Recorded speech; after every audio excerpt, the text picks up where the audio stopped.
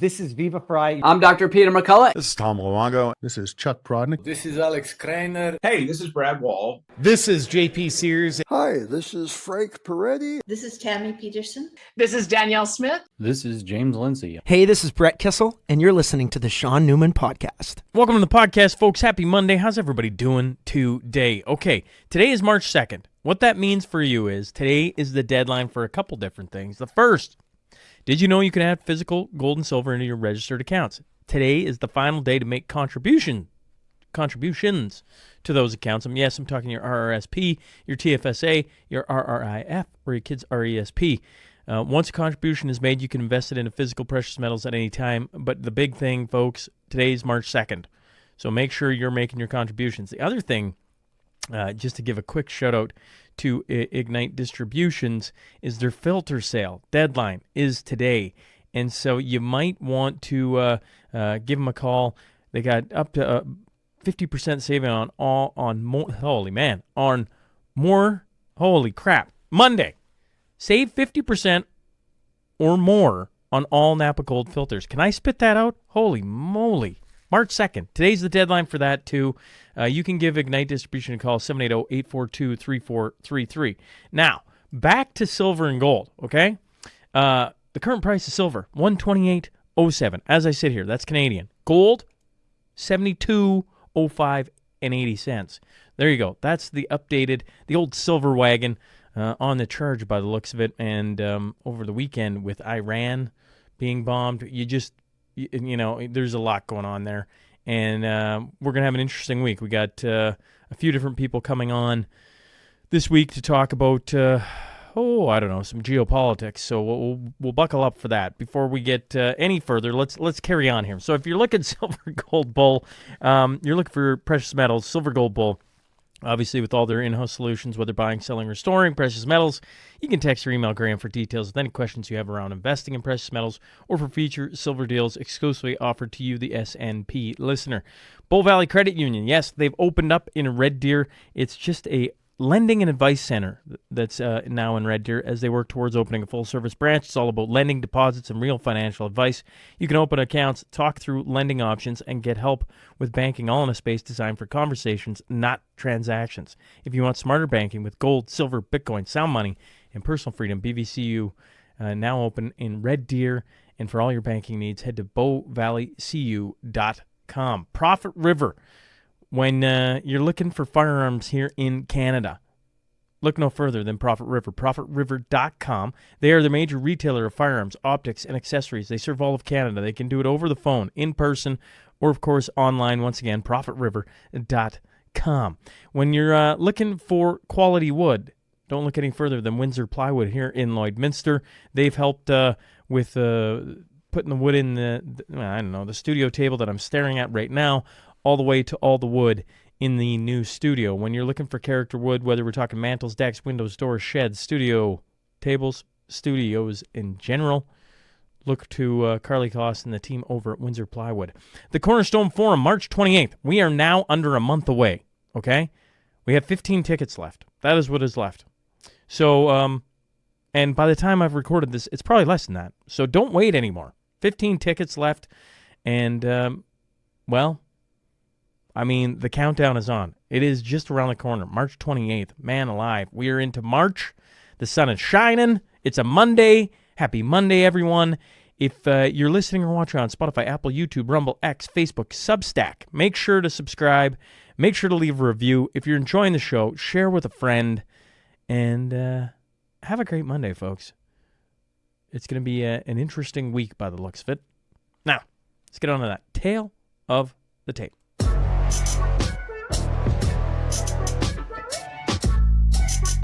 Today's guest is an economist, freelance speaker, social critic, and author. I'm talking about Tanner Hnidey. So buckle up. Here we go.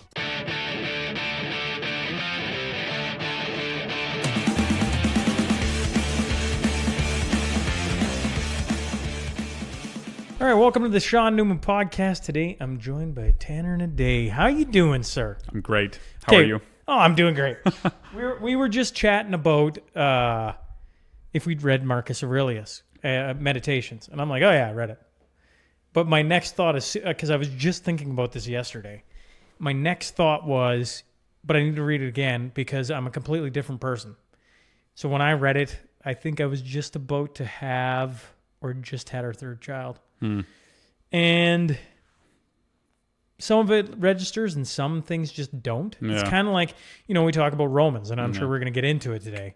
But like, I read Romans 2-3 years ago now, 2023 probably. And so 3 years later, I flip back through there and I go, Yeah. right? Yeah. So, I mean, there's lots of books I've read, but I'm doing it with, I did it with movies too, right? Yeah. Like I watched The Godfather as like a 20-year-old. I was like, that movie, I like the last 10 minutes or whatever it is, right? Then I watch it like a year ago, maybe a little less. I was on the edge of my seat for 3 hours, and I'm like, this might be the most brilliant movie I've ever seen. And too much of society is sunny. They're just too emotional. They get triggered by everything. Think of what social media is trying to do to us. Yeah. It's trying to trigger you at all times so that you get sucked into the story or whatever, and then you spend more time on the app. Absolutely. I mean, you turn that off, and all of a sudden, I was saying to you before, we with the kids, we last couple nights, there's just been nothing. TV, I even removed like the whatever it is out of the back of the TV that makes it a smart TV because I don't have one of those fancy new TVs. I got an old one.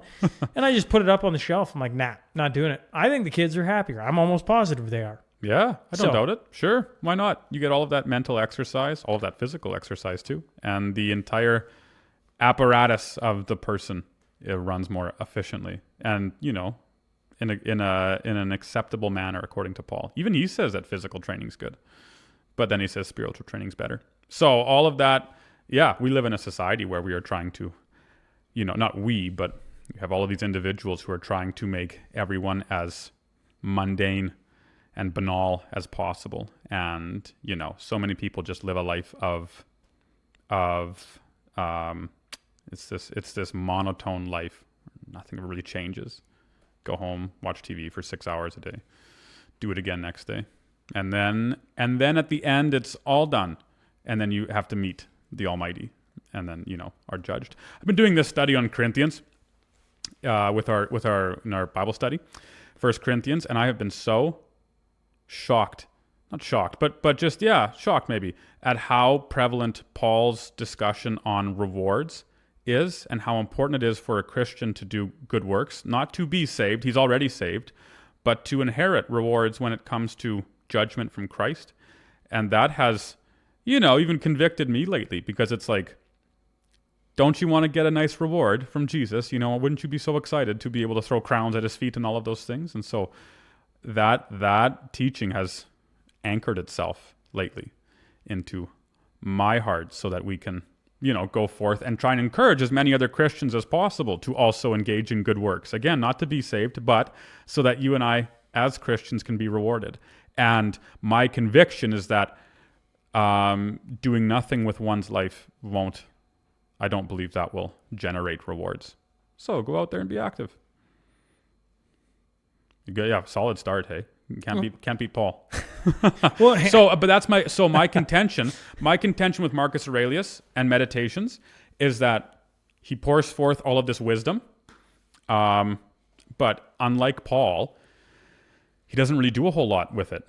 He just writes about it, Paul has he has both aspects that are necessary. It's one thing to write down wisdom. Great.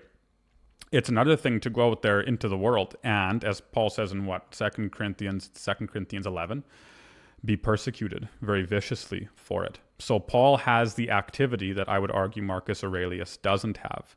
And to be entirely honest, that difference comes from the fact that according to Paul, the wisdom of the world, like Marcus Aurelius's wisdom, is foolishness in God's sight. And what Marcus Aurelius would consider wise, what Paul would consider wise is what Marcus Aurelius, at least in some parts, would consider foolish, namely the cross. So that's 1 Corinthians. And that, I think, differentiates those two men. And it differentiates a lot of wise thinkers today, too. Christians have an obligation to use the minds that God has given them to do well, but also to put that into practice. It's very easy, especially for me, I find it very easy to just retreat into a little office like this. It's a great studio. And I could sit here for hours And, you read and study and write and all those things, great. But that is just one aspect of Christianity, right? Christ says in Matthew 28, go forth, go into the world and proclaim and, do what's righteous and just. And so that other aspect has to be introduced into the equation or else it's incomplete. Can't beat Paul. Well, my thoughts on Paul. Yeah. Paul is... You're not alone in those thoughts either. Profound is probably the word I would associate to it. I don't know the inner work. I don't know everything about Marcus Aurelius, full stop. So I can't sit here and put them side by side or even judge them. But I guess when I look at things now, I'm like, if you aren't talking about Jesus and you're trying to make profound thoughts and understand the world, I'm like, well, you're fighting with one hand tied behind your back, maybe both arms tied behind your back, right? Yes. So like to compare the two of them, I'm like, well, it's kind of a hard comparison, but I actually don't know the way Marcus was used and everything else. I just know he wrote a really profound book. Yeah. And every time I think, this is such a profound book, even Peterson and how much it's influenced my life. Then I start reading the Bible and I'm like, there's where that came from. And there's where another piece of it came from. But that isn't to take away their works of what they've done. They've done and had extreme or powerful effects on the earth, probably. Yeah. And the people that inhabit it. Yes. And so, you can't take that away from them. It's just like compare Paul. It's like Paul wrote how much of the New Testament? Yeah. No, that's the kicker. Where I get this comparison from is 1 Corinthians, the first few chapters. So Paul founds a church in Corinth, the city of Corinth. Here's a little backstory. It's very, very interesting. Corinth was a Greek city, and it was conquered after standing for hundreds and hundreds and hundreds of years. And it lay dormant for a few years after that until it was rebuilt by Rome. And because of its geographical location, it became immensely wealthy and powerful. So Corinth was situated on I wish I could pronounce it. I struggle to pronounce this word. It's isthmus, where it was structured in a place where sailors could come up from the northern country, and instead of going all the way around the world, the known world at that time, to get to where they wanted to go, they could take a shortcut, and they would cut into this isthmus. And there was Corinth, and they had a land bridge there, just a few miles wide. And sailors would port. They would either unload their ships, carry their goods across the port, and load them back up to then continue on their way on a different ship, or they'd bring the entire ship across land using this big land bridge. And it was, brilliant. Anyways, and they'd launch again, and they'd go back to where they wanted to, or they'd sail where they wanted to go. They saved a lot of time, and it was much more safe to do so. Corinth controlled the ports, so Corinth was incredibly wealthy. Paul sets up a church there, and he recognizes that not only is Corinth wealthy, Corinth is very immoral, very bad people. They engage in a lot of prostitution, and they're just, they're like a lot of individuals who have no regard for any sort of law or, any desire to do righteousness whatsoever. They're just wild. So he sets up this church and he leaves. After staying there for a little while, he goes to Ephesus. And when he's in Ephesus, he hears a report from a member of the church, Chloe, her people. They travel to Ephesus and they give Paul reports and updates on the church. And eventually Paul says, I have to write a letter because this is ridiculous. What's happening in the Corinthian church at this time, it's like in middle 50s-ish. Yeah, somewhere in there. What's happening at this time is the Corinthian church is acting like Corinthians. They're being very, very immoral. And Paul's hearing about all of this. And he writes them a letter to say, you're immoral, and as a consequence, your church is divided. You have all of these different factions in the church, and now I'm going to tell you why these factions exist. And the first reason he says you have all of this division in the church, right? He says, which is strange. You shouldn't have that because Christ is one. So how could you as the body of Christ be more than one? But anyway, he says the reason you have all of this division in the church is because you are treating Christianity like another philosophical school. You are comparing it to the school of Plato and the school of Zeno and the school of Aristotle and the school of Marcus Aurelius. And you are treating it like one school among the many. And Paul goes, you can't do that. It isn't the same. It's on a totally different plane of existence.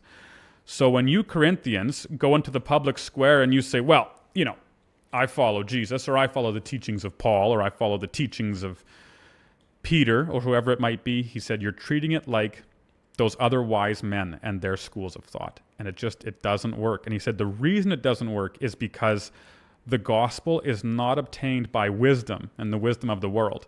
Paul goes, give me one wise man. Marcus Aurelius wasn't there yet, but he said, he says Marcus Aurelius or Aristotle or Zeno or Socrates, whatever. He says, give me one of them that arrived at the conclusion of Christianity on their own with all of their wisdom. And the conclusion is you can't, right? They didn't do that. Far from, they didn't get to the truth of the gospel. And so Paul says, because of that, God decided to reveal it using foolishness, the cross. The cross was embarrassing. The cross was a shame. It was for criminals and for those who were convicted. And you as a Corinthian or any other, Roman of status would not dare associate with, yourself with the cross because it was so shameful. And Paul says, but that's the manner that God used to introduce Christianity to the world. And so when you try and compare it with the other wise schools, the whole thing collapses, falls apart. And so he goes, even though, Zeno and Socrates and so on, they have wisdom, sure, he said, they don't arrive at the ultimate wisdom, the ultimate truth, which is Christ. That has to come from heaven through the Spirit. So that's how I compare it. Those men, there is wise teaching in what they say. Totally. There's wisdom in what a lot of secular authors say, no doubt about it. But when it comes to that ultimate wisdom, it's only from heaven, from the Spirit. Yeah. That's the dichotomy of Scripture. So when the wise men of the world, the intellects say, well, Christianity's stupid, we go, yeah, we expect you to say that. because it's everything that you did not arrive at. Yeah. I don't know what to even add to that. I don't know. Isn't Paul sharp? I mean, the Spirit's guiding him, but wow. Yeah, well, I mean, that's probably why it's so sharp. Yeah, right? That's a big reason. Don't kid yourself. Paul was learned. The guy, he studied. Yeah. But also, it's also the Spirit. Yeah, but I mean, but he can't get there by himself. I mean, he's killing everybody and persecuting and everything else, and then Jesus stops him on the road and says, hey. What are you doing? What are you doing? Yeah, that's right. And he says so, that. I mean, it doesn't matter how learned a man is. Right. Actually, it's probably the opposite. I would say the Scriptures talk a lot about probably worse for a learned man. Yeah, it is. Oh, that's what, right? So Paul says that. He goes, you Corinthians, he says, you're proof that the gospel goes to those who are foolish. He said, kids, you guys weren't very smart. It's almost humorous. He goes, you sure weren't Aristotle or Socrates, and yet you received the gospel. Because it's difficult for the kings of the world, for the wise men of the world, for all of the men of status of the world to understand it. Because as a Christian, you're not supposed to, Christians aren't supposed to pursue this great political power. So the kings of the world go, that's weird. Why would I follow that? And the wise men of the world, Christianity isn't supposed to elevate you as the wisest person to ever live. So the wise men go, that doesn't make sense. That seems weird. My reason didn't lead me to this. And the men of status realize that Christ didn't exactly live a life of status. So they go, that's weird. Why would I follow that? And it's difficult for those individuals to believe, because it's so contrary to their way of life. Yeah. Yeah, it's funny. I don't know. Some of the wisest guys I know, right? Yeah. Talk about it. Yep. But on fairness to that, I'm like, a few years ago, I wouldn't listen to a word they said. Yeah, well, that's the kicker. And what is once again, and I've talked about this lots. I read every morning one of the Proverbs according to the date. Yeah. And what does it say? Wisdom standing at the gate, shouting. Yeah. And I'm it's portrayed as a woman. Yeah. I'm like, it's funny. I'm like, when you think about that, it's like it's sitting there, literally going it's right there. Yeah. Hey, I'm right here. Yeah. And if you don't listen, which I would argue I didn't listen, I bet. Sure. Millions upon billions of people Yeah. didn't listen. No, they didn't listen to Christ. You're right. But it talks about, once again, Proverbs talks about wisdom being there in the first days. Yep. Right? Yeah. So you go, wait a second. Yeah. I got to think about that for a bit. Right? Yeah. Yeah. Someday I wonder if I'll move on from Proverbs. That's a pretty good book. I've been reading it month after month. Yeah. Just over and over again. And I still sit there and go, oh, that's a thought. Yeah, that is a thought. Yeah, that wisdom literature between Proverbs and Job and Ecclesiastes. Those are the big wisdom literature books in the Old Testament. And Proverbs is sharp. That's what the Solomon, I appreciate his brevity. Bang, bang, bang, bang, bang. New wisdom, new wisdom, new wisdom, new wisdom. That's all. Wow. Yeah. Whereas Job is so poetic. And Ecclesiastes seems more not so. Yeah. Ecclesiastes is a tougher one to understand, but it's a good book too. Well, it's just, I don't know if I'm right in this, but Ecclesiastes? Yeah.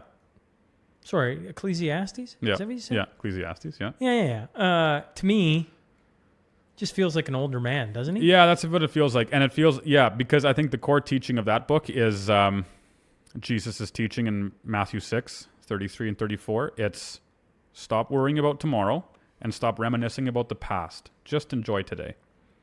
That's the teaching I get. Well, there's enough problems in today. There's enough problems in today. Yeah, you can get so overwhelmed. But you know what's funny? I don't know about you, Tanner. I was sitting there yesterday.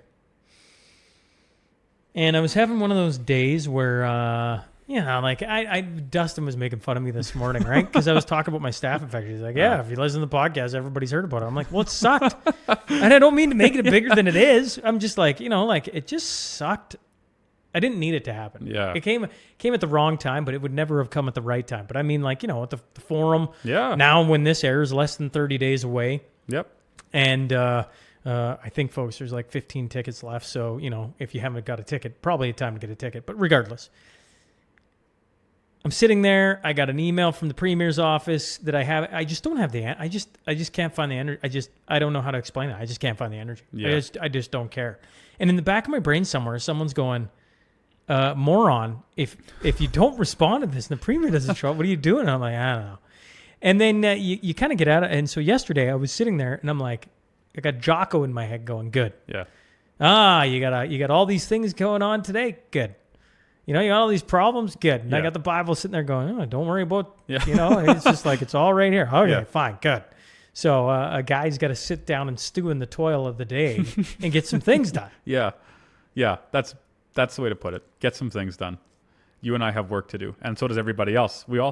Paul says we all have works to do according to the plan of Jesus Christ. So let's go get doing them. It's exciting. Let's go honor and glorify the Lord, even though the task is difficult. And then, so you had your staph infection, as everyone who listens to the podcast knows. As everybody knows, yes.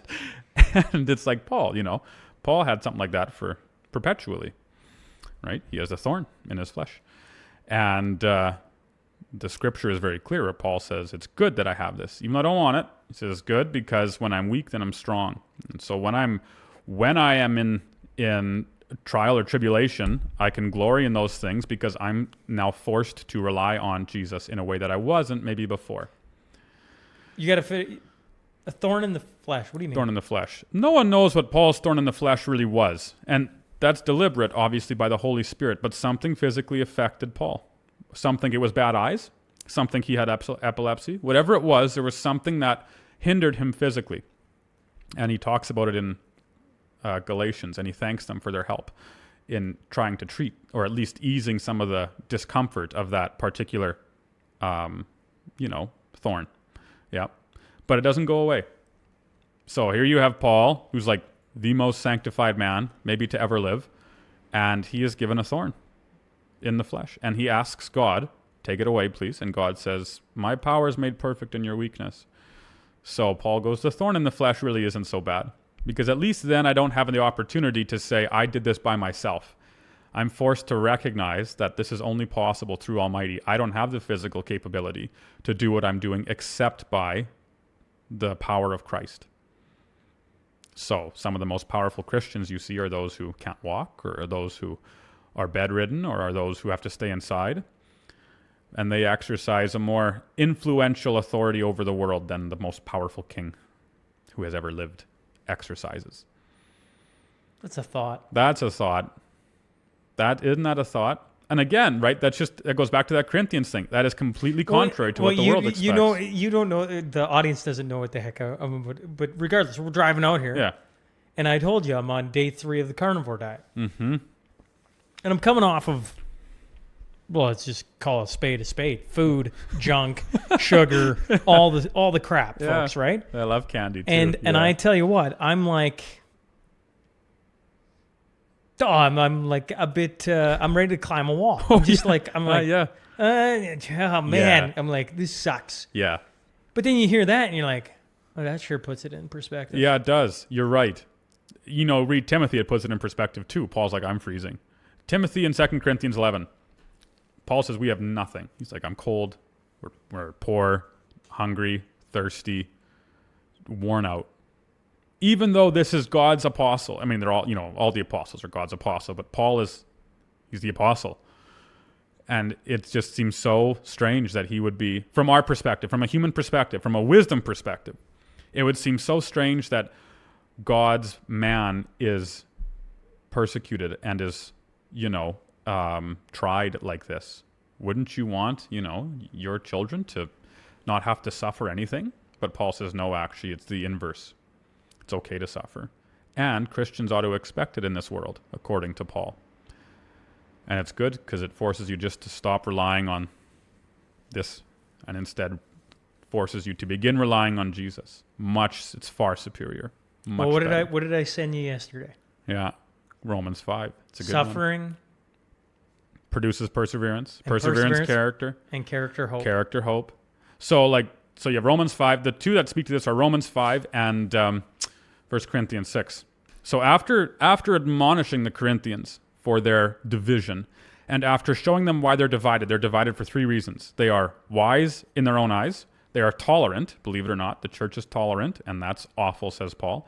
And they're not. Tolerant meaning they're letting things go. There is a man. Right? There is a man in the Corinthian church who is sleeping with his stepmother, and Paul says that's bad. He goes, but everyone knows that's bad. This is in 1 Corinthians 5. He says even the pagans who engage in grotesque activities know that this is bad. So he goes, I'm not going to spend any time talking about this. I don't need to. I know it's bad, and you know it's bad. But here you are, Corinthian church, still tolerating this man in your church. You are letting him continue to worship with you at your detriment and at the detriment of the gospel, because all of these other individuals in Corinth are looking at you and they're saying, well, they're associating with this guy who is in just this grotesque, immoral sin.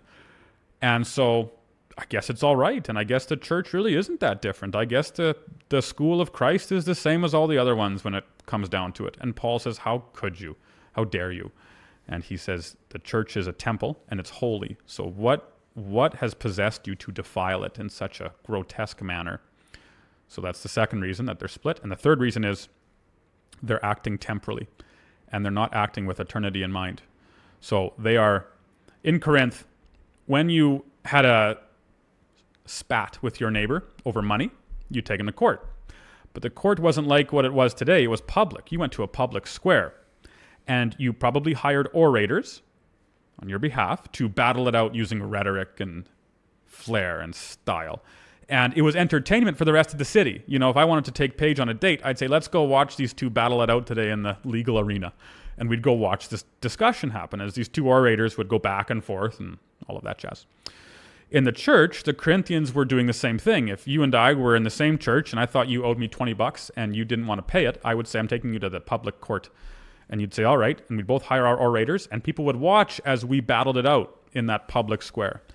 And Paul says, this is ridiculous. He says, you Christians are going to one day judge the world and judge angels, meaning you're going to help rule the world and either judge those angels that are wicked and fallen or rule over angels or a bit of both. That part, there's room for interpretation. But either way, you're going to do these things and you're stuck fighting over $20. Are you kidding me? And he admonishes them for that too. So he says, if only you could understand everything in light of eternity, maybe you'd act differently, and you should act differently. So he gets done all of that. 3 reasons why they're divided.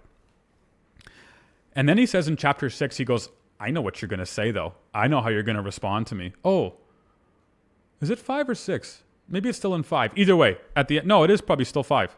No, it's 6. It's 6. I'm sorry, it's 6. At the end of 6, he says, I know what you're going to respond. I know how what you're going to say to me. He says, you're going to say, well, Paul, all things are lawful for me. This is a Corinthian quote. I can do whatever I want. That was one of their sayings. And the second saying was, food's for the stomach and stomach for the food, and God's going to do away with the body in the end anyway. So who cares what we do with the body? Spirit and the body are different. So we can believe in Jesus spiritually and let the body do what it wills. We will feed its appetite, in my case, and maybe yours, for sugar and so on. You know, Paul was using a bit harsher of an example. They were sleeping with prostitutes, but anyways, but you know, I can feed it with whatever I want. And he might have gone a little further than just prostitutes. Yeah, that's right. There was a lot of depravity. That's exactly right. But either way, same principle. And Paul says, I'll grant those two things. Well, the first, he says, I'll grant that all things are lawful for me. He says, fine. I'll say that that's true just for the minute. He goes, maybe, but not everything is profitable. So even if the Christian, because he's saved by grace, can do whatever he wishes and still be saved, that doesn't mean he should do whatever he wants. That's a stupid argument, Paul says. No, not all things are profitable. And regarding the body, Paul says actually the body won't be done away with. That's Platoism, the idea that this physical material plane is bad and only the spiritual plane is desirable. He said that's nonsense. One day we're going to be raised up physically, you know, like this, bang, bang, bang. So don't treat the body like you're treating it now, especially considering that it's the temple of the Holy Spirit. And not just a temple, it's the Holy of Holies.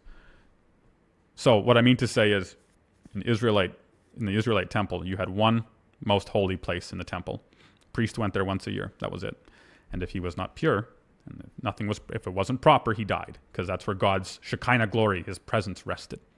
Paul says that has now been transferred to you and to me as believers. We are the new Holy of Holies. So don't defile the temple. It's an unthinkable thought. Don't do that. So in that case, and when it comes to treating your body right, yeah, there is Christian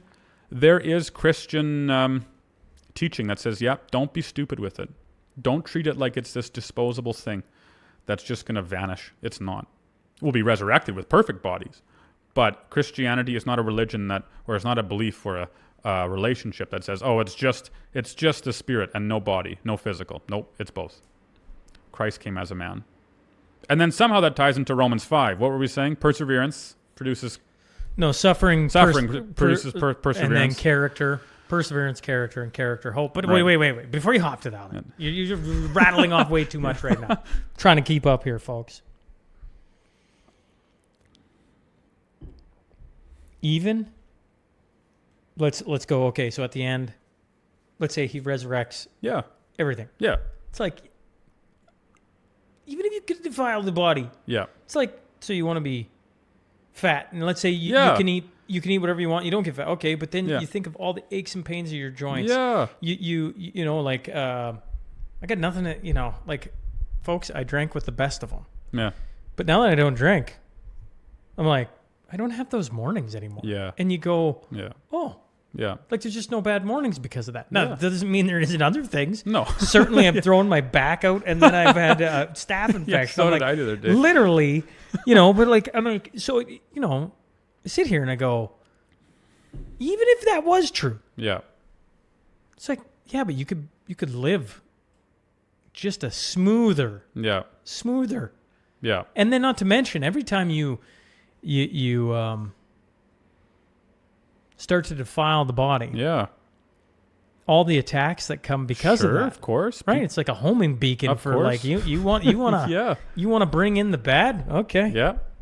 Absolutely. Right? So like, I mean, there's more to it. Well, not more to it, just like an add-on to what you're saying. There is. Yeah, that's just a continuation of the logic. Yeah. That's really that's always the logic, and when it comes to Paul talking about, you know, works in the body and so on, is really just why would you do that? That's really what it is. You know, he gives out, and the ultimate reason is love. Like, he's like, you know, Christ loves you, so why would you act like he doesn't? Because well, I don't know about that right there. But like instant gratification, pleasure of the body, all those things, pleasure of the mind, for Pete's sake. Yeah. It's like, oh, I get that. Oh, yeah. I mean, oh, no, there's temptations. Why is cutting out sugar? Oh, yeah. You know, as we're sitting here talking about it. Oh, yeah, I love candy. Yeah, it's hard. It's really hard. Oh, you know, there's still temptation. But like, I mean, if you were having, I don't know. I'm trying to think of like Corinth, right? Yeah. Like, you're talking about prostitutes. Yeah, you think, there's 1,000 prostitutes at the temple. Like, I mean, think about that. Yeah. Oh, no, you can't quite describe how perverse Corinth was. Right. Yeah. And perverse for some people would be a lot of pleasure and It would. and easily at hand. Easily attainable. And now you have to deny all that. And Oh, deny the, yeah, you know. you're right. You can imagine in the beginning. It's hard. That was a hard thing to do. Very. And eventually you're like, what the heck are those people doing? They look like a bunch of jackasses. Yeah, yeah. That's really that's the logic. But I sit here and I go a year, right? So Yeah. the start of this year. Has it been a year already? Wow. Yeah, well, it was all of.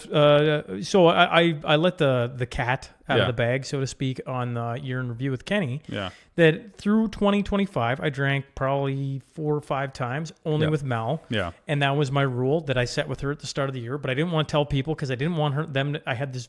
Yeah. I'm like, if I tell people that, are they going to try and twist Mel into having a drink? So I'm like, I don't want any of that pressure. Yeah.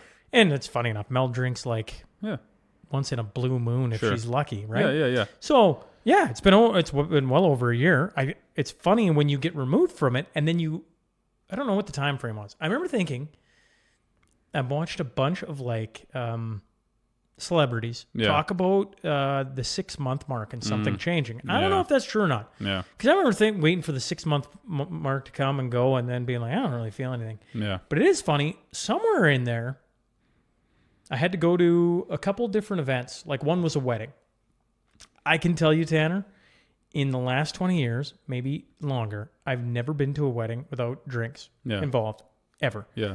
It was a new experience. Yeah. And I'm like, so this is a wedding? I was like, Yeah. all right.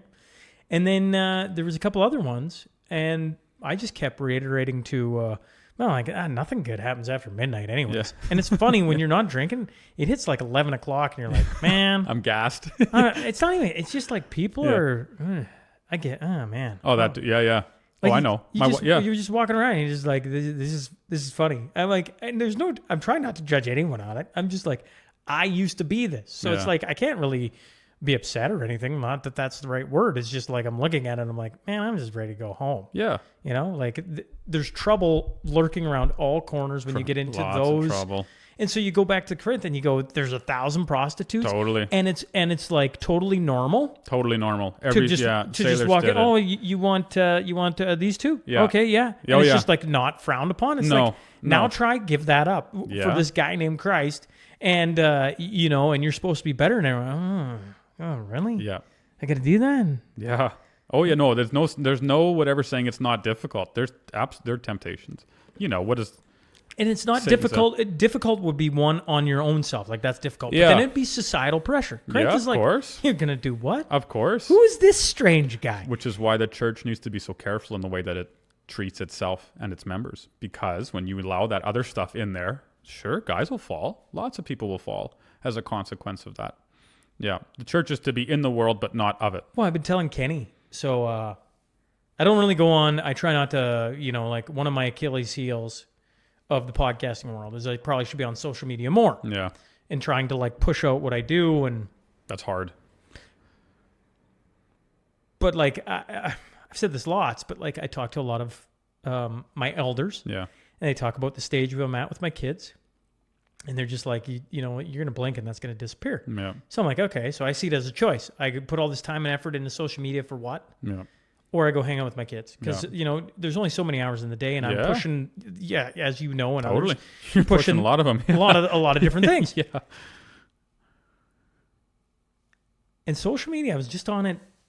Like 2 days ago. And there's a new thing, and I don't even want to really talk about it that much because I find it really, it's almost like softcore porn. Yeah. On and people laugh at that and they'll be like, well, there's models everywhere. And I'm like, for sure. But if you don't click on it, it never pops up. My stuff is like, I don't know, Denzel Washington quotes and things on Jesus and whatever. Yeah. And in the middle of it now, there's these ads. Sure. And they're enticing. And I'm like, what? Sure. When the heck what did I click? I'm like, I don't think I've been saying it. I'm like, because I know all the tricks of the algorithm. Yeah. And I'm like, oh, this is weird. So then I go off Instagram. Then I had to hop on Facebook for one thing. And everybody who follows me on Facebook knows I hardly comment on anything once a year. Yeah. The same ads are there. I'm like, oh, this is an interesting tactic. Yeah. I don't like it. Yeah. I don't like what's going on. And I go like, you go back to Corinth and you go like, it's part of their culture. It's all these things. The church, yes, I get that. But like society, think of, I don't know, everybody... Oh, you see the Olympics? Yeah. They ran out of? You know, this is... 10,000 condoms? Is We, that what you're have talking we about? have this romanticized idea about our culture in our postmodern society that we're not like the old ancients. You know, we're civilized. We're more civilized. And this is where the wisdom of Ecclesiastes comes in. Nothing's new under the sun. So we really think that we're superior to those who would Corinthianize at the temple with the prostitutes. The society isn't. Just sin still infects. And there's Romans 5. So first, your wisdom there is sharp. It's run from it, says Paul, from temptation. Run fast, run far, and run to Christ. Don't just run anywhere. Run to Jesus. Then the second thing is with regards to sin and the nature of man. So, Romans 5. The only way to understand Romans 5, which is a difficult chapter, we were saying before, is to read the previous chapters of Romans. You know, what we sometimes fail to remember when it comes to reading biblical books is that, especially Paul's letters, is that they're letters. And so, you wouldn't just jump into a middle of a letter that someone wrote you'd read the start first. So we read Romans. Unless you've highlighted the one part that you're like, fair. Oh man, that's fair. You can read it again. But then I did go and read the beginning of Romans. Totally. Today, so carry on. So Romans 1, right, starts with an introduction. Hi, I'm Paul, and he's writing to believers in Rome, composed of Jews and Gentiles. The Jews had just returned from their exile because the emperor said, you can't stay here anymore. It's persecution. Went back. And now the church is composed of both Jewish believers and Gentile believers. Paul says, hi, how are you? And then he jumps into his systematic theology, it's called. He begins with a proof that all men are condemned. He starts in chapter 1 with pagans, those who are like Corinthians, those very bad individuals.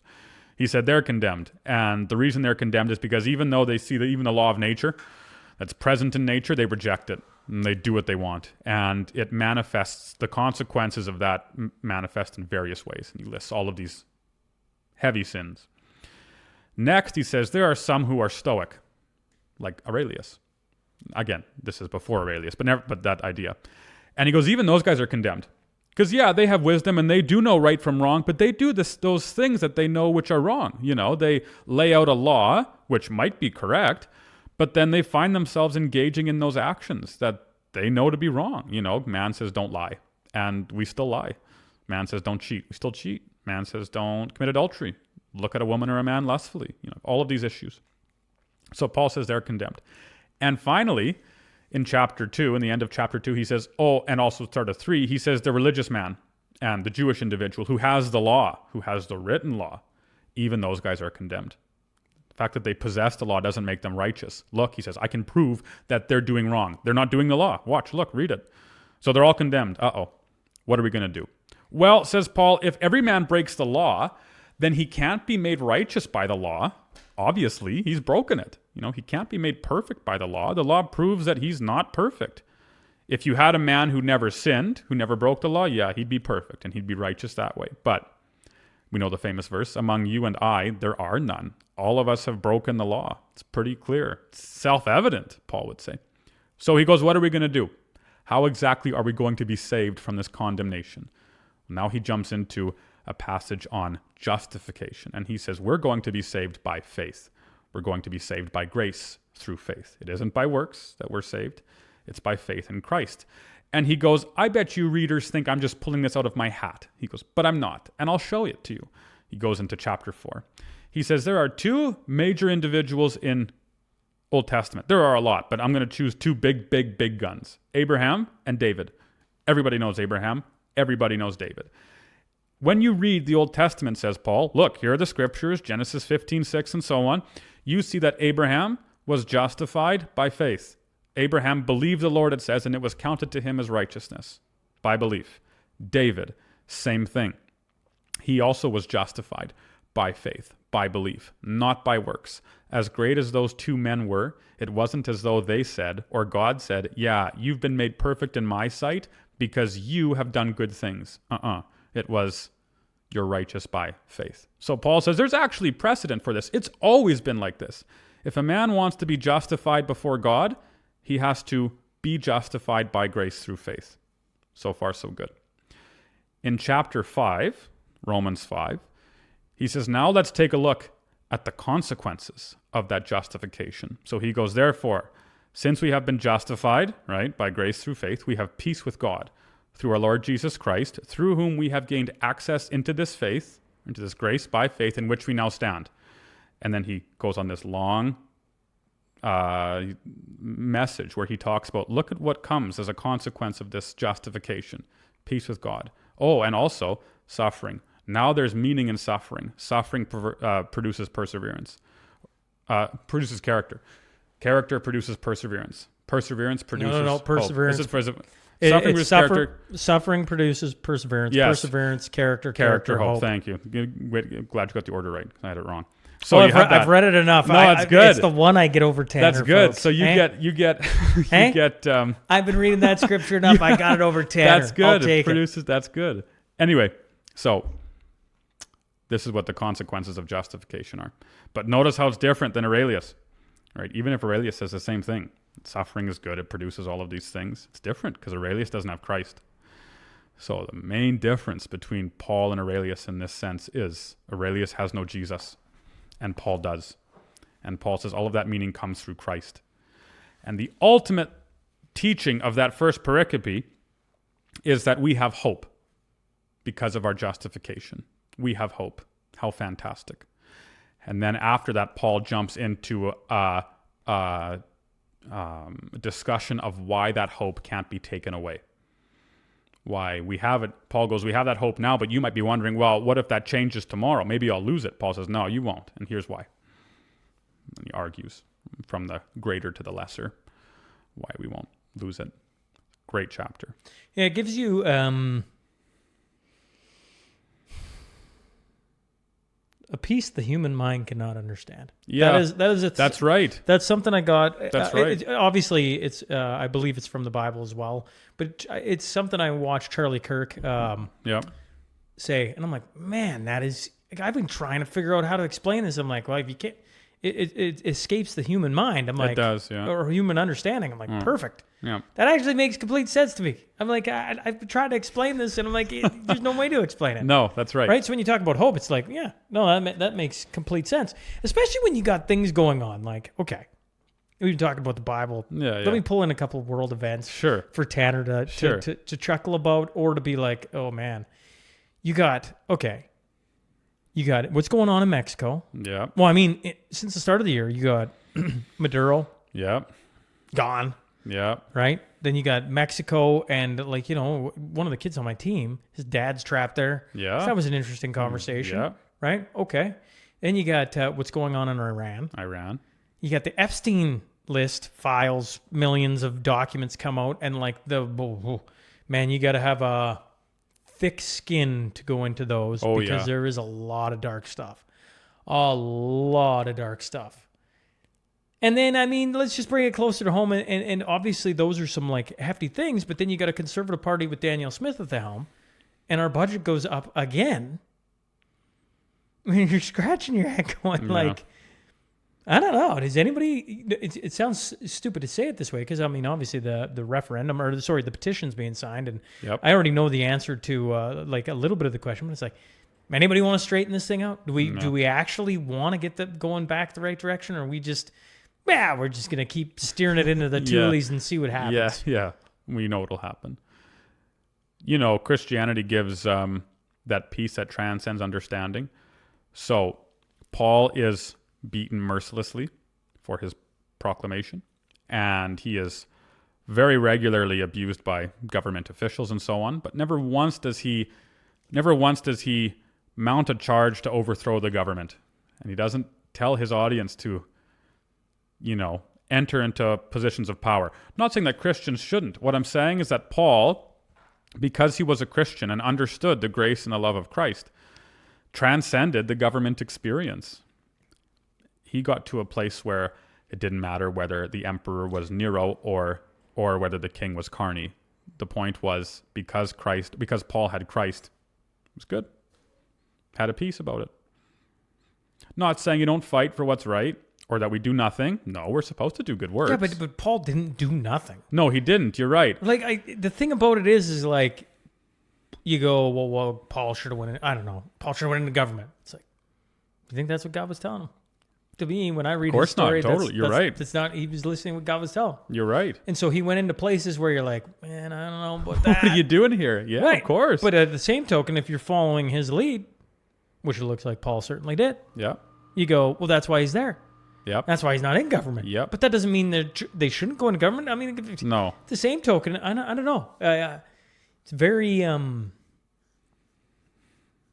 it's a very interesting, because, you know, like I see tons of Christians do one of two things. Yep. And I'm sure there's somewhere in the middle too that I can't think of. One is, God has told me to do this. Yeah. And you're like, what? Has he? Has Yes. he? I don't Yeah, know. it sounds like best, but it's true. Yeah. Like, I don't know. Yeah. Because I don't know. That's not. And then the other one is, God will take care of it. And I Yeah. don't. And not that they're saying I don't have to do anything, No, but it's kind of like there's one of the two things. And I'm like, I don't know. that's right. I actually am more of the camp of like, I pray about it every day. And some days I find myself in very precarious situations, or I shouldn't say precarious because that implies danger. More, I don't know why I'm sitting here doing what I'm doing other than I'm trying to follow along with where he's leading. And if I thought, I don't know if this makes sense, but like, I don't feel like God's going, oh, you just got to climb way over there. Yeah. That's where it's going to go. Yeah. No, I'm like, I don't know if he's giving me an inch in front of me right now. Yeah. And I'm like, oh, just move right there. Okay. Yeah. Oh, all right. That doesn't make sense. sufficient. Yeah. And then all of a sudden I look back, and over the course of, you know, obviously 3-4 years, you're like, how the heck did I get over Yeah. here? What a path, hey? Wait, I still don't know what the heck I'm doing. Yeah. And I guess when I see other people talk about it, they're like, oh, God has this high calling, or we don't need to do much because God's got it all in hand. Yeah. I'm probably oversimplifying. No, and I but hate, yeah. I've noticed, folks, that I keep saying that a lot lately. Nobody's told me that. I keep saying it. But I'm like, but that's what it feels like. Yeah. Well, the high calling is following Christ. So in that sense, every Christian has a high calling. And that's the high calling, to believe. As for the we do nothing, that is just completely contrary to the theology of Paul. I mentioned at the start of the podcast about the rewards and the works and all of those things. Those are real. And Paul is so clear that, and so are the other authors for that sense. But, you know, we're talking about Paul today. Paul is so clear that you and I have an obligation to go and do good works because Jesus for us did the ultimate work on the cross. You know, it's like you love your spouse and she loves you. Can you imagine doing nothing? Because I know she's going to stay married to me, but I'll just do nothing therefore. No, that logic is perverse. No, actually, under that logic, that's where a marriage goes to die. Yeah, you're right. You're right. Because by doing nothing, you are actually saying I'm complacent. Yeah. And by putting in zero work, eventually that causes friction, a lot of it, and eventually it leads to dark places. Right. Now, maybe it never leads to divorce, but it certainly leads to dark places. Yes. And one of them is divorce. So this is the... So by doing nothing, you're doing something. Yeah, you are which doing is something. inaction. That's right. And so, like, you can't lose. I'm convinced you can't lose your salvation. The Corinthians, I believe, prove that. If anyone deserved to lose their salvation for being bad and doing nothing, it's the Corinthians. They were just evil, that church. But Paul still calls them saints. But you're exactly right, and this is the wisdom of James, that when you are complacent like that, that is where your faith goes to, as James says, die. It's useless. You know, you can't engage in dangerous activity, and then when you get hurt, go, oh, I believe in doctors, and expect your body to be healed. That doesn't work like that. The same way, you can't engage in sin for all this time like the Corinthians were doing, and then go, well, I believe in Jesus to escape the consequences here and now of that sin. Doesn't work like that. It doesn't work like that. You sure? Well, let me push it. Isn't the thief on the cross case in point that it can work like that? Meaning what? You can live a life of... Oh, yes. I'm talking about after. What I mean to say, so the thief on the cross is saved by grace like everyone else, totally. And the Corinthians, same thing. They are living, and Galatians also, they are living very poorly. But because they believe, they're saved. Absolutely. But just because you're saved eternally, that doesn't mean you're going to escape the physical consequences right here and right now of engaging in depravity and sin. That's what I mean. And that's what James means. So James goes, look, if all you guys do is say, I believe in Jesus, and then go on living like you don't, he's like, don't be surprised when the consequences of that sin come home to roost. And they will. Like you'll physically die, you know? What's the best example? Like just as a metaphor, I guess you could say someone who's addicted to hard drugs or something. Well, right? I go back to Jesus talking about, you know, how little you believe. How does he say it to the disciples? Yeah. Shocked. Yeah. Where he, you know, like the thing is if one of the things that I found strange, like I couldn't have told myself it and then realize, you know, like it's kind of like one of those things you only have to experience. Yeah. Or can experience. Is in the beginning you go, okay, I believe. All right. Yeah. And then, you know, I don't know how everybody else, but I felt the presence of God. I'm like, holy doodle, this is something. And then you start reading the Bible. Okay. Then you start actually reading the Bible, and you're like, ah, crap. Now I got to wrestle with a whole bunch of things. Lots of things. And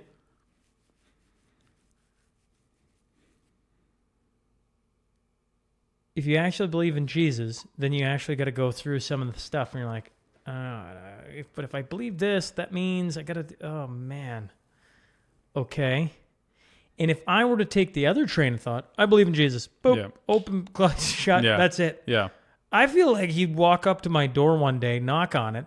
I'm, I don't know, 3 sheets to the wind, or take whatever other problem you got. Yeah.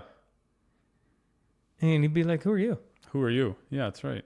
Like, I thought you believed in me. Yeah. Oh, I do. Yeah.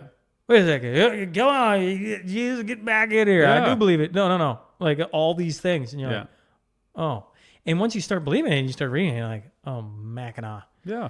This is like the thief on the cross might have got it easy, right? Not. No, I was just saying. Yeah. Like, I mean, that see. sounds terrible, but like, you know, everyone goes, oh, yeah, I can believe right at the end. Yeah, no, that sure you doesn't- can. yeah. That's a risky proposition. It is. It doesn't work like that. You're right. But the sooner you believe, you're saved for eternity. But then the work actually begins. That's right. I don't know if I'm putting this out there the right way. Those deathbed conversions are exceedingly rare. Very rarely happens. It's not a thing to stake, and God isn't mocked. Did you see who's Dilbert? Who's the Oh, Scott Adams. Scott Adams. Yeah. Did you see his Not the post end. up? No. What did he say at the end? He said that basically Christians had convinced him, Yeah. and that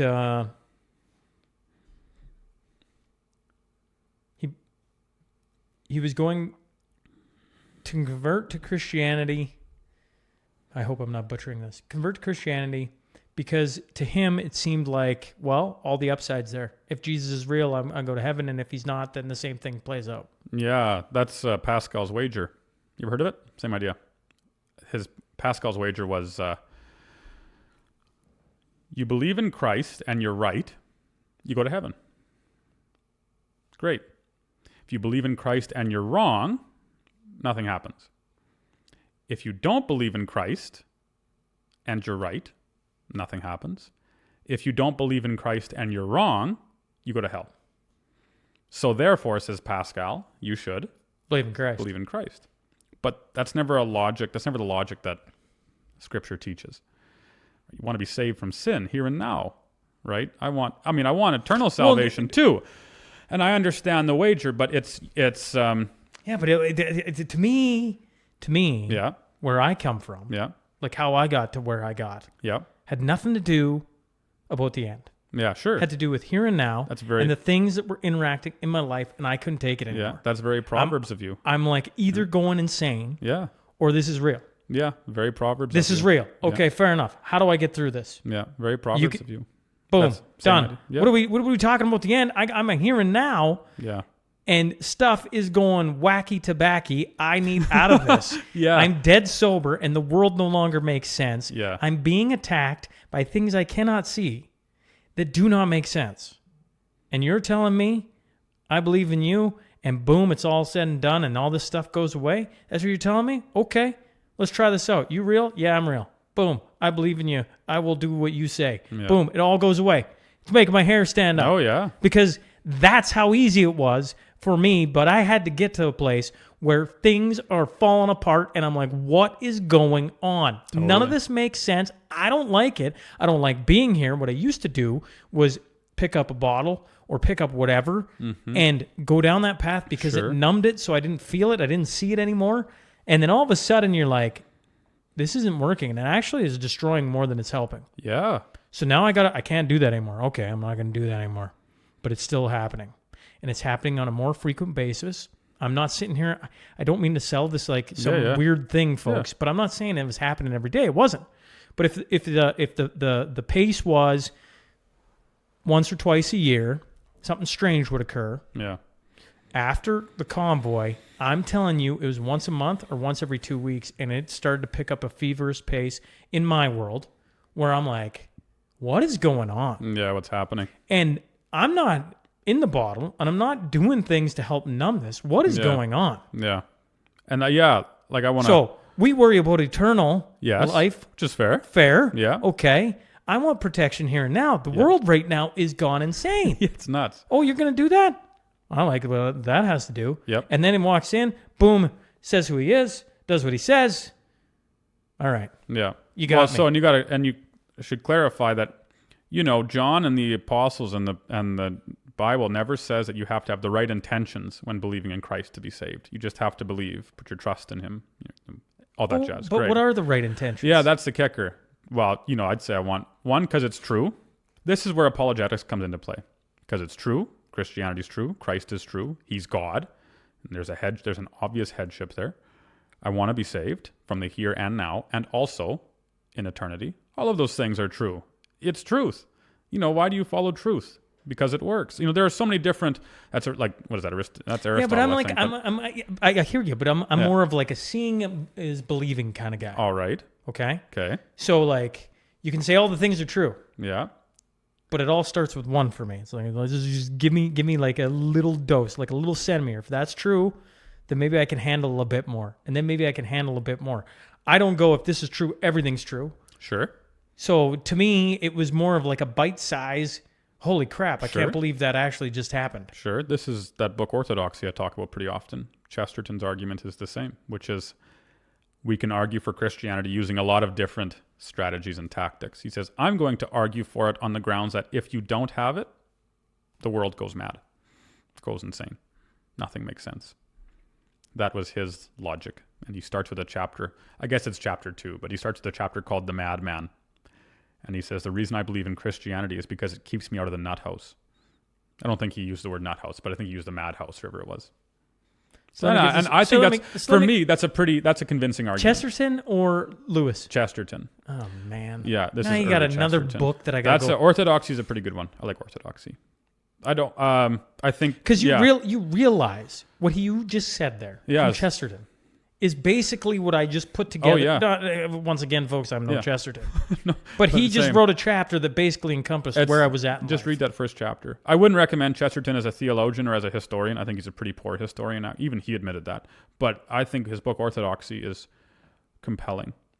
And it's really just his biography or his autobiography. He wouldn't say that, but maybe he kind of jokes and says it is. It's just his journey on that Christian train. And the first chapter, it's just fascinating, is without Christ, everything goes mad. And so you need it to make sense of the world. So he has a very famous quote in there where he goes, modern man's denied hell. Fair enough, he says. All right. I think it's wrong, but he says they denied it. But they haven't denied Hanwell, which was a lunatic asylum. And he says, so let's start there at Hanwell. Let's start at the nut house. He says, if I can no longer argue for Christianity on the grounds that it saves man from hell, because men don't even believe in hell anymore, then I'll argue for Christianity on the grounds that it saves man from Hanwell, from the lunatic asylum. And he goes from there. Tough read, but it's a thinker. I don't know. It sounds fascinating. It's a very fascinating book. Yeah. And it's not the only proof of Christianity, but it's certainly one of them. I'm utterly convinced it's the only, like even Aurelius, we go back to him. I know I'm really harping on it today, but as much as there's wisdom in his books, I think it's unfulfilling. It's incomplete. Well, it is incomplete. You get there, but you don't get there. This is what Paul says. Socrates, brilliant. Plato, brilliant. Wow. Aristotle, Aristotle's like unbelievably brilliant. All this reason they don't quite get there. I know this would be a poor example. Forgive me, folks. But like, coming off the convoy and everything I was going through, there's a lot of things that are real. Like, you can actually, like, holy crap, this works. Yeah. All I got to do is go read the story of Moses. Yeah. And realize the opposing side, all the way up to gnats, could match what God was doing. Yeah. Okay? Yeah. So you sit there and stew on that for a bit. Yeah. Stew on that for a bit. So when I come back from Ottawa, I'm searching for answers. Sure. Lots of weird stuff went on. So I'm like, okay, did I just hallucinate this all? No. Like, I have no idea. And probably the best way I can describe Christianity, because you're talking about Marcus Aurelius, Yeah. and you're talking about all these different things, Yeah. is you're playing a game of a-hole. The card game, right? Everybody knows, like, you're going around and certain cards trump other cards. Yeah. Jesus trumps it all. Jesus trumps it all. And that isn't to say there isn't powerful cards on the table No, or in the game. There sure. are. I've experienced way too many of them. Yeah. I'm like, this is strange. I don't like this. Yeah. I didn't realize that was real. I didn't think that could happen. Didn't know that. Boom. Ace goes on the table. In this case, because I'm not going to call Jesus the Joker. That's a little bit But the hard. trump, yeah. But the trump card. Yeah. Boom. On the table. Yeah. Everybody folds. That's the trump. And That's so when you right. go back to Aurelius versus Paul, Yeah. like, it's not even in my world, that's not even a comparison. No. Paul Yeah. literally met Jesus. Yeah. Jesus appears to him, Yeah. says, Saul, what are you doing? Go clean up your things. Yeah. That's right. Believe. Yeah, that's right. And Paul does. And Paul does. And then he sees Jesus more than that, too, after. It's not the only time he sees Christ. He goes to heaven. Sees visions. Not visions. He doesn't know. He says, whether I was in the body or out of it, I don't know. But I went up there and I saw things. So the kicker is, it's not even, it's not Aurelius' fault. He doesn't, in that sense. What I mean is, he can be as wise as any man has ever been, but he doesn't have the Spirit. And so it's not, he just doesn't have access to those revelations of wisdom and truth that Paul did. So Paul says, none of us apostles have any, not saying I'm an apostle, but like Paul and John and Peter, he says, none of us have any reason or right to boast. We can't say we're wiser than the rest, because we're not. We were just, by grace, given access into this revelation by the Spirit so that we can tell you that revelation. I think one of my favorite, if not my favorite proof of Christianity, there's a lot of historical evidence and all of those things, and those are fantastic and necessary. One of my favorite proofs is that it's a story so profound no man could have written it. And there's wisdom in there that is so shocking that, you read the words of Jesus, and it's like, not to sound pejorative towards John or Matthew or any of the gospel authors, but it's like, we think that mere men, wrote those words. Really? No. Sorry.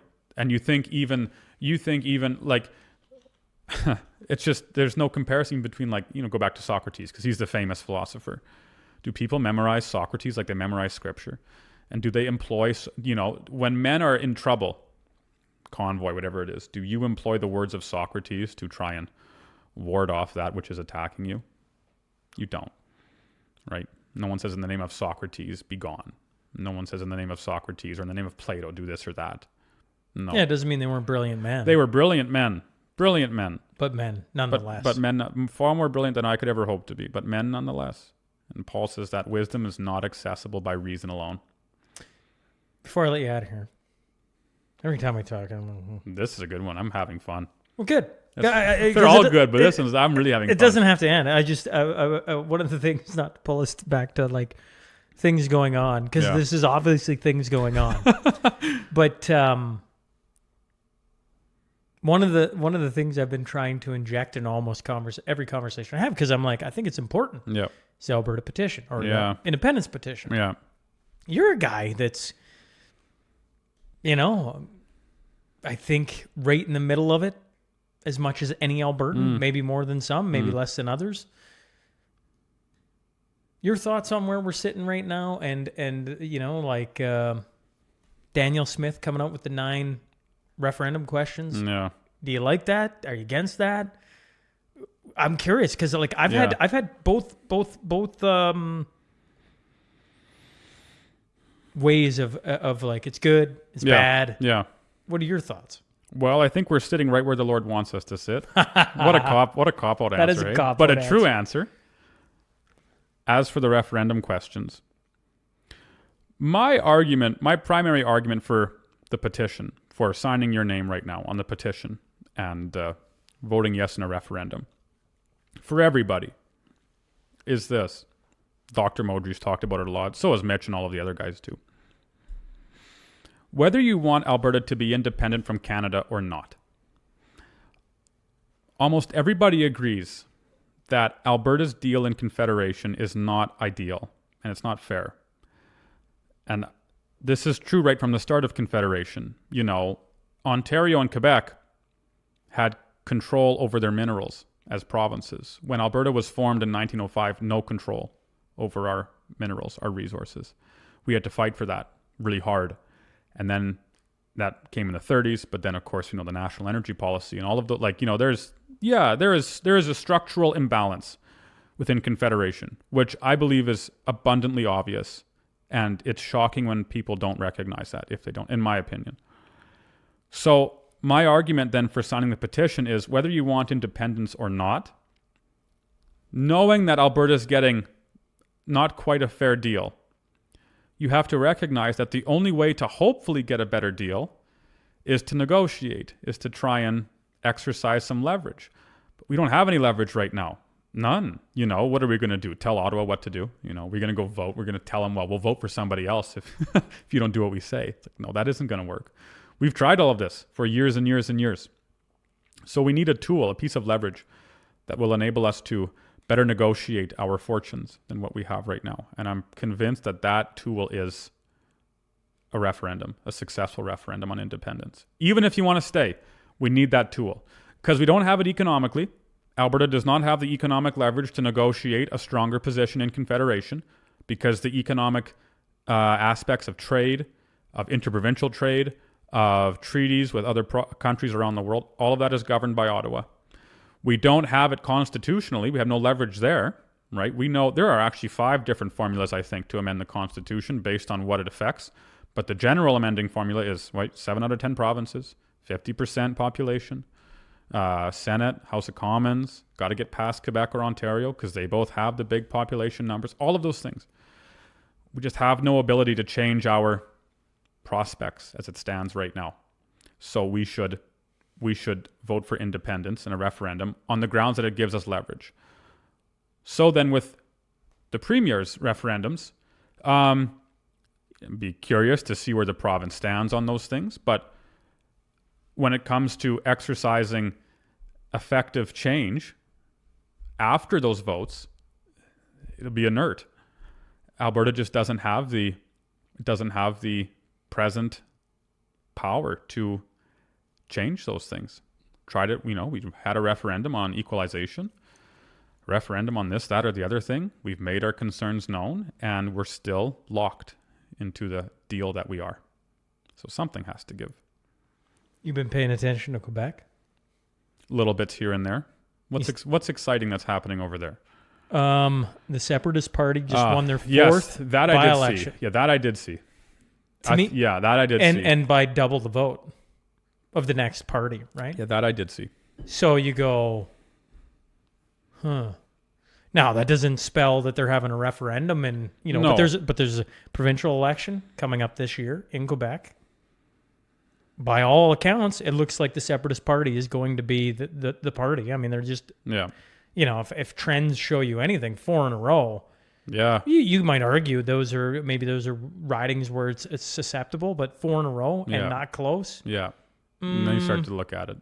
And if I may, I go to what Yukon Strong told me about Yukon. One of the things that I like getting outside of Alberta and talking to different people. Yeah. Then you talk to Yukon, and he talks about their provincial election and what they did and how it went from being a split between the Liberal and the Conservatives to, forgive me, I want to say the Yukon Party, but something like that, and them having majority, they're holding majority of the seats because of what they did to the Conservatives did to the Yukon, and you go, oh, there's something changing here in Canada. Yeah. I think I've been studying equalization a lot lately. And what too many of us don't know is just how perilous is the wrong word, but how fragile the Canadian structure is right from its beginning. 4 provinces in 1867. Ontario, Quebec, Nova Scotia, and is it New Brunswick or PEI? I think it's PEI. Anyways, 4 of those.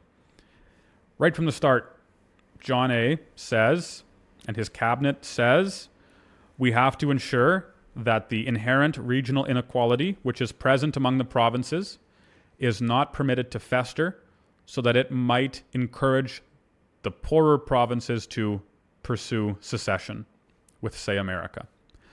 There has been, right from the start of Confederation, this balancing act between the federal government and the other provinces so that the provinces are not encouraged to try and go at it a different way. The federal government's always had to work very hard at keeping all of the provinces in line so that they don't do something else on their own. And the way that MacDonald and his cabinet decided to exercise that control in 1867 was to say, we in Ottawa will collect excise and customs taxes, which are the 2 major taxes at the time. We will give all of the provinces authority to administer policing, administer schooling, administer whatever, healthcare, all that jazz. That all comes through the provinces. We, Ottawa, will have all the money. The provinces will have all of the work to do. The only way they'll be able to pay for all of that work is to come to us, who have the money. So they created from the beginning a state of dependency that ensured, at least as best as they knew how, the continued allegiance of the provinces to the federal government. But that deal has always been very fragile, as I mentioned. Quebec, with Quebec especially. Quebec has always had that independent streak about them. And Alberta too, but Quebec is older. Quebec has a more sizable population. Alberta is actually much younger than Quebec, especially when you consider that our oil boom didn't come until the 60s, right? Well, So- and Quebec was right at the start. Right at the start, And right at the they start. came from a different nation. Right at the start. Right? You had the Brits and the French. Yeah. I mean, I'm once again, I hate to say it, oversimplifying, but I Yeah, am. Yeah, And you go like, yeah, there's a lot of history there. lots. So you notice So you're sour as an Albertan right you're now. sour, right? You are. And you've got 100 years of history. Or Right. A little over. Yeah, Well, imagine you've got 300-400 years of history. a lot more. And have been have been screwed over time and time again. You know, I just, you look at it and you go, that's interesting. You know, I'm searching for somebody in Quebec Yeah, to walk me through what's happening. would there. love to listen to because that. I would love to hear it. So would I. Now, obviously, there's a language barrier, Yeah, which sucks. bonjour. I know that word. But it would be interesting to hear somebody, you know. It 'cause would be fascinating, you know, because again, you look at a look at Canadian history. There are a lot of concessions that are given by the federal government to try and keep that confederation together. Equalization's a big concession. A lot of constitutional insertions are concessions. Quebec was the first to start to implement a personal income tax because they didn't like how much power the federal government had. So the federal government had to. Quebec said, we're going to charge a 10% personal income tax on our citizens. Ottawa said, all right, then we will reduce our personal income taxes for you by 10%. So taxes stay level. So all of those concessions are in history. And Ottawa's just continually tried to play this balancing act, but it's becoming exceedingly treacherous. And people are tired. Yeah, people are tired. It's one of the things about Canada. It's a huge, geographically it's massive. And culturally, it's diverse. And we've talked about this before. When you have diversity that is so sharp as you do in Canada, it is unthinkable to expect that nation to maintain a unified, cohesive community. It just can't. And that isn't to say anything morally about it, whether it's right or wrong. It's just an indicative. My statement is indicative. It's an indicative mood. It just means this is the way it is. You know. Not one more, but it's funny because we're recording this on a Friday, folks. I don't know if it matters to let that out of the bag, but whatever. Just comes off the mashup, the heels of the mashup, right? And one of the things, that came out this week was we're getting, I think it's F-35s from the States, and we're going to put the possibility of foreigners flying that too is like, what could go wrong? I'm like, yeah, what could go wrong? Lots could go right. Yeah, lots could go wrong. It's just, and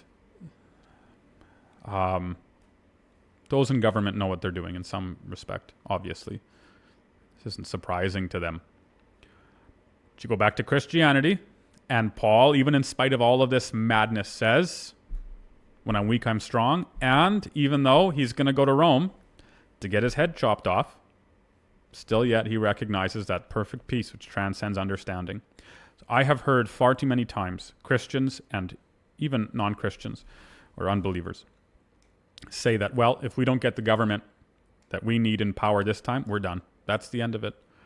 And they have concentrated all their hope in government, and it isn't the gospel. Don't do that. Don't do that. You'll be so disappointed. Well, actually, even in the independence petition and all that, yeah. Don't put all your hope. Don't. Don't. It's not like don't work at it. No, don't go to obviously work for it totally. But it is not the gospel. It's critical. It's important. I'm not saying that absolutely, but it isn't. It's not going to save you. Won't save your eternity. And it won't save you from, like we talked about, the sins here and now. Would a successful referendum on independence, as important as it is, give you the answers to all of those occurrences that you experienced in Ottawa? Well, the answer is no. Right, the answer is no. And that's true for everything. Will it save your I didn't, marriage? in my moment of trouble, I didn't go, Alberta independence. That's right. And Are you real? And nobody else does either. That's right. No, I went, if you're real, God, now's the time. Yeah, that's right. Because if you're not, I guess I'm going where that is, because that is definitely real, because I'm like, what the heck is that? And everyone else is the same. Does anyone, when their marriage is failing, say, if only we had Alberta independence? Nobody. Right? It just, even that speaks for itself. So, as important as all of this is, Paul would Paul would say follow Christ, but it's Christ comes first. And that peace of knowing that no matter what happens, we're saved, allows us to act in a way that is... I had a really... this is probably not too much personal information, because I'm like, obviously people have been along for the ride. But my wife and I play this... I bought it for our... When was this? 3-4 years ago? Anyways, it's just a card game. Yeah. It's called The And, I think. Okay. And I like it because it just spurs on conversation. But it's just a card game, and they just have questions on each side. Yeah. And you can probably buy really questionable cards. Yeah. But you can also buy ones for couples, and then one for, I think the latest version we have is like married couples or couples that have been together for a while, whatever. Sure. And obviously, there's some cards in there that I'm like, this is a dumb question, or like, who? Anyways, one of them was, I forget how the question was, but like, what do you put as the most important thing now, or something? Mm-hmm. And I was sitting there, and I ended up driving. You can imagine, everybody can probably imagine. Yeah. I'm like, am I really about to say what I'm about to say to my wife?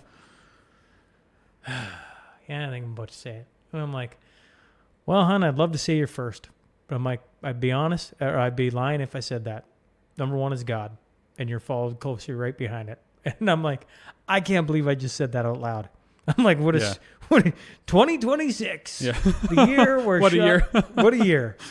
But you think about it, the reason I say it to you is because, go back 3 years. Yeah. That would not have been my answer. Yeah, sure. The paradox is, by doing that, you're able to love your wife better than you ever been able to love her before. Paul talks about that too. Boy, isn't Paul something? Paul is something. Paul is something. Yeah, he talks about marriage a lot, right? Because that marriage is a picture of Christ and the church. The church is his bride, and Christ is preparing to. In Jewish culture, when Paul is writing and when the Gospels are being written, and I'm probably going to mistake an order here, but it's a general principle. I think I have it right. So meet a woman, very pretty. Maybe it's probably arranged kind of thing. And you become betrothed, right? You're basically married, practically are married. Once that happens, you go back to your father's house and you build an adjacent room on his house for you and your bride. And it isn't until the father checks out the room and goes, that's good, that'll work, that you can go back, fetch your bride, and bring her home. Then you have a big celebration, huge celebration. So too with Christ, right? Christ came. Church is the bride. He has returned to heaven to prepare a place for you, to get the rooms ready. He will then come and fetch the church when the Father says, thumbs up, yes, that's good to go. And then we will enjoy what's called the marriage supper of the Lamb, which is this big feast celebrating I don't mean it like inappropriately, but it's the consummation of this marriage. So that picture, right, all the way back from Eden, is to testify about a believer's, at least in part, is to testify about a believer's relationship with his or her spouse. So when you say Christ comes first, it sounds bad, but it does allow you to act in a way that you weren't able to before.